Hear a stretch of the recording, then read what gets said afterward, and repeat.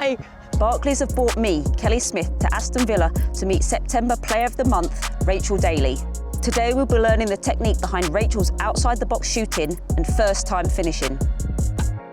Just want to say congratulations for winning Player of the Month in the first season, of your first season here at Aston Villa. How important was it for you to get off to such a good start? Obviously coming back, it was a new experience, a new challenge. Coming to Villa was a new challenge completely, but one that I really was looking forward to. But I think I put a lot of pressure on myself as it is. Traditionally, everyone in England sees me or knows me as a defender. So yeah, coming in, obviously I wanted to prove a point and get off to a good start, but more importantly, get the wins for the team. Carla obviously said she signed you as a striker. We're not going to see you hopefully in the left back or right back position anytime soon. Probably not with Carla. I think she'd probably play with 10 men than put me at the back. Yeah, that's my main focus while I'm here. So this is your first season back after a decade away. How much have you seen the WSL change since you've been away? Yeah, I think it's grown so much. I think for me, the level you sign in international players from all over, we're getting good exposure for the youth and the academies coming through.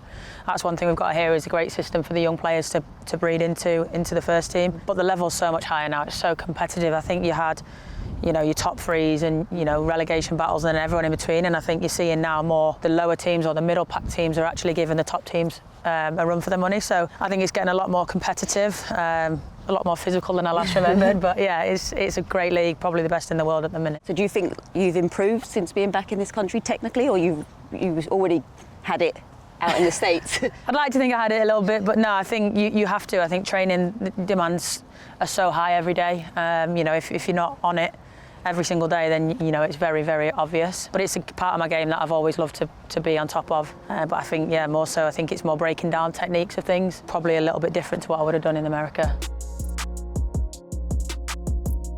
Okay, Rach, so we're going to work on some techniques that you like to use, especially outside of the box, why you do certain things in this area of the pitch, what your thought process is, okay? Okay. If the ball's played back, you're at the top of the box, yeah, like that, what's going through your mind? I think I would do a more precision. Where are you aiming for? Depends where the keeper is. I think if she's over this side, I'm trying to go that way, like the Man United one. Yeah. If they're closer that way, I'm going to try and loop it over that side. Hard technique though, especially on your weak foot. But yeah, from this angle, I think I'd try and wrap it more. But if it was straight on, I'm more than likely going to go with laces. So you'd try and curl it more from this distance? Yeah. With a little bit more finesse. Why wouldn't you use your laces for power? I think because there's probably a crowd of people in the first place, the defenders are probably in front, so you've got to hit that perfectly sweet. And if you're running onto it, oftentimes leaning back anyway, so it could go flying over the bar. But I think you've got to control it a little bit more, because I think you hit the target anywhere in the corners there, the keepers are struggling. Oi. Do I need to come round it more? No, I think I went on straight to it a bit more. Yeah, because I was actually playing in the 10 that game. Yeah. So I ended up coming onto it like this and just giving it one of them. Let's try that then. I need to get under it more. Get in. What am I doing wrong? I don't know. I think I came a bit more like, when I did it, I was almost like okay, so it's probably running on to like do one of them. Yeah, I think you're right. So it's all about the approach and where the ball is being laid back to. Yeah, because I think when you're running on at that angle, you've got to really, really get your hips around it. Nice. So I think it's great as a footballer that you can use both feet, and some people that I've spoke to think you're left-footed, but you're actually right-footed, but have a very good left foot. Where did you learn how to use your foot and make it so good? You. And honestly, you and Sue Smith, like when I grew up, like two of the best left footers in the game, Yanks. So I think it made me want to learn how to use my left. When I didn't have it, it used to really frustrate me that I couldn't do the same thing on my left, so I did it a lot as a kid. And obviously with England, I've been playing a bit at left back, so I try to stay on top of it as much as I can now. Even everything I do it on the left in training and stuff as well. So being a professional player too, you should be able to use both feet. And I think what advice would you give to young kids growing up to just practice on one foot, or? No, definitely you want to have both. Obviously, it gives you more freedom and more, positions to play in as well. It opens up the pitch a little bit more for you. And I know a lot of players who in the past I've come up with, against, played with, I've seen them have a shot perfectly on the right foot but want to pull it back on the left because they're lefty, and it actually takes a lot away from your game. So for me, I want to feel comfortable if it's on my left to hit it with my left. Yeah, and it makes you easy to defend if you're just one-footed, right? Yeah, because everyone knows where your touch is going. We do analysis on teams, and there's been so many players you come up, you know they're always turning, they're always rolling their hips this way. So it's easier then for the defenders to pick up. They're probably not going to roll that way and open up and hit it on the left. OK, Rach, now we're going to recreate the goal that you scored against Man City, which was an amazing strike, so instinctive in the box. And you have to tell me how you did it, please. Honestly, I don't know. I genuinely don't know. I don't think I'll ever hit a ball as sweet as that again. I just seen it drop to me. It is actually a second phase set piece that we kind of worked on, and it just so happened to work in the game. I didn't even look at the goal, to be honest. I just kind of went with, like you said, striker's instinct.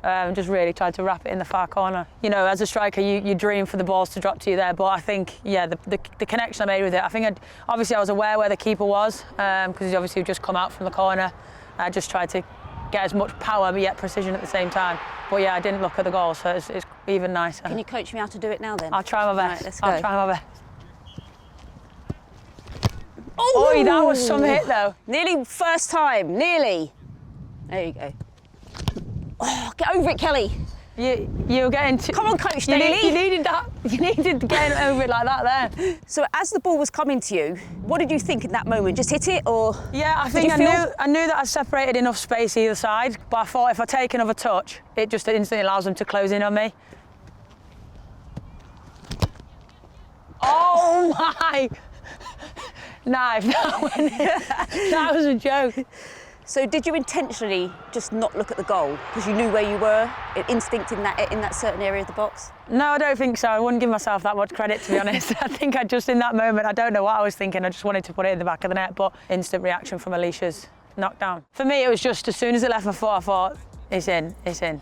They're nice feelings. They're very nice. You only get one every now and again, don't you? Oh! Hey, that's better though, side net. Not as beautiful as yours, but it's still winning the goal. To be honest, I couldn't recreate it, so you've done a really good job. There's 3 balls in the back of that net, so we're happy.